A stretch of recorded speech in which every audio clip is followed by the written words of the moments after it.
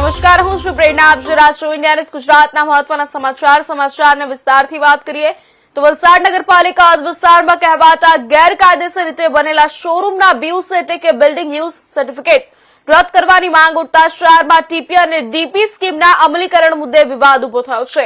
અપક્ષ નગરપાલિકા સભ્ય નિમિષાબેન ગિરીશકુમાર ટંડેલ દ્વારા 29 ઓગસ્ટ 2025ના રોજ પાલિકાને કરાયેલી લેખિત અરજી અને ત્યારબાદ કલેક્ટર જિલ્લા સ્વાગત કાર્યક્રમ પ્રાદેશિક કમિશનરને લેખિતમાં જણાવ્યા છતાં કોઈ કાર્યવાહી થઈ નથી, જેમાં તેમણે જણાવ્યું છે કે ટીપી 1 અને ટીપી 2 સ્કીમને 1984 અને 1987 અને 1984માં મંજૂરી મળ્યા છતાં આજ દિન સુધી તેનો અમલ થયો નથી. શહેરની ભૌગોલિક વિસ્તાર 13 કિલોમીટરને આવરી લેતો અને વસ્તી આધારે 2.30 લાખ સુધી પહોંચતા ટ્રાફિક સમસ્યા વિકરાળ બની છે અને પગપાળા ચાલવું પણ મુશ્કેલ બન્યું છે. અરજીમાં એમજી રોડ સહિતના વિસ્તારોમાં આવેલા 12 શોરૂમોને ગેરકાયદેસર ગણાવી તેમના બીયુસી રદ કરવાની માંગ કરવામાં આવી છે. સલામતીના ધોરણે અને પાર્કિંગ ન હોવાની બાબતે જાગૃત નાગરિક કાંતિલાલ ભંડારી આક્ષેપ કર્યો છે કે પાલિકા તંત્ર બિલ્ડરો અને મોટા વેપારીઓના હિત માટે ટીપીનો અમલ અટકાવી રહ્યું છે, જ્યારે નાના લારી ગલ્લા ધારકો સામે કાર્યવાહી થાય છે. ધારાસભ્ય ભરત પટેલે પણ ટીપી સ્કીમ અને ડીપી અમલ માટે પત્રો લખ્યા હોવા છતાં કોઈ નક્કર પગલાં ન લેવાતા જનતા નારાજ છે. યોગ્ય કાર્યવાહી ન થાય તો આંદોલનની ચેતવણી પણ આપવામાં આવી છે.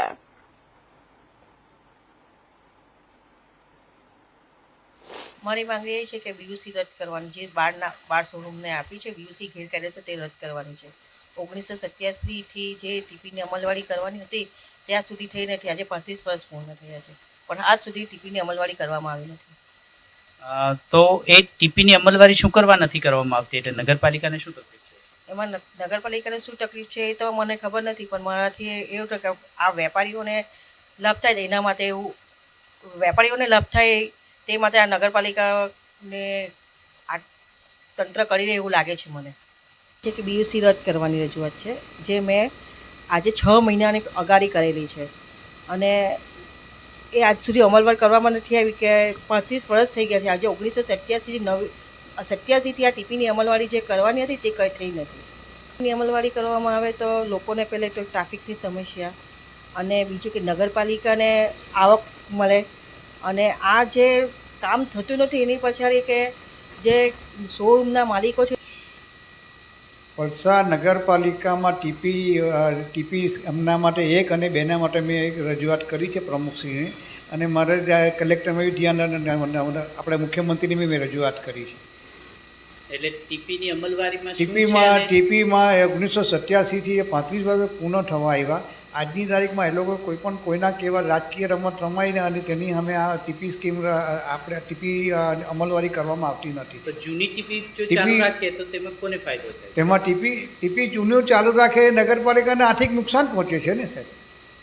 અને પેલી 12 દુકાનો જે 12 મોલો જો આવેલી છે, 12 મોલ જે એને જો તમે ઉતારી દે અને એનું ટ્રાફિક સમસ્યા 12 મોલની અંદર કોઈ પણ જાતની પાર્કિંગની કોઈ વ્યવસ્થા નથી. તેના અનુસંધાનમાં જોવા જઈએ તો આપણે પાર્કિંગની જો વ્યવસ્થા થાય તે રીતે એ લોકો બીયુ રદ કરવી જોઈએ. અને સામાન્ય જનમાનસને શું એમાં જનસામાન્ય થોડી ટ્રાફિક સમસ્યાઓ ઓછી થઈ જાય. અને આજે ટ્રાફિક સમસ્યા ઓછી કારણ કે નગરપાલિકાવાળા જે બીયુ પરમિશન જે આપે છે એ ખોટી રીતે આપે છે. એટલે ખોટી એટલે કઈ રીતે? પહેલાં એ લોકો શું કરે છે, ખોટીમાં એ લોકો પહેલાં રહેણાંક તરીકે બતાવવામાં આવે ને પછી કોમર્શિયલમાં એ લોકો ગણતરી હેતુફેર કરીને કરતા છે. તો એમાં રેવન્યુ પણ ઓછી થાય? રેવન્યુ ઓછું નહીં, ઉપરથી ઘટે છે એમાં.